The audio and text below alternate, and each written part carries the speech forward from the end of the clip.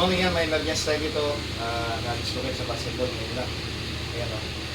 Yung buto niya pumasok. Yung numerous head niya o yan o. Sumisilo para makita niya. Ayan. Ano niya yun? Wala. Ha?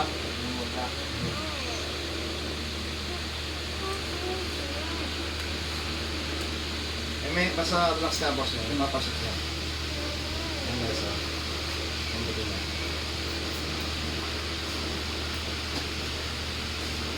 Ano to?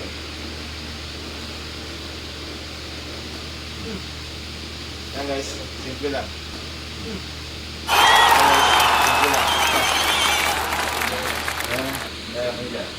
Yan, ngayon makita nyo guys, pantay na siya.